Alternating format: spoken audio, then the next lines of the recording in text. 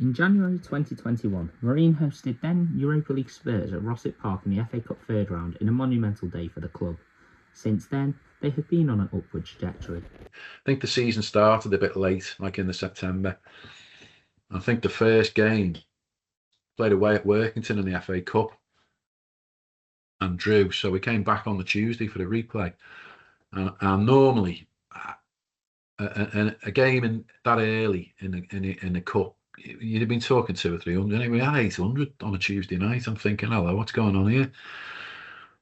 First Saturday was well over 1,000, and it's always, that's great, but is it going to be a temporary thing? But anyway, it wasn't.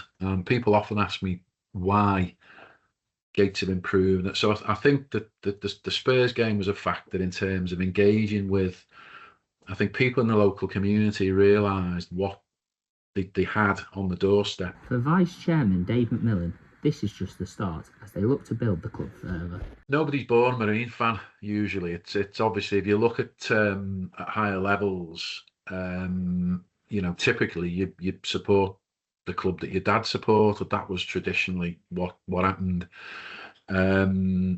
So, your dad would take you to a game, basically, you'd be, your life would be in ruins depending on whichever team he happened to have the misfortune of supporting. But, our fan base, that's really not usually the case. That doesn't mean that we don't get dad and lad and all the rest of it, and you get young kids coming and who love it and all the rest of it. But typically they follow, typically Liverpool, Everton, and will come to us as a second club, if you like.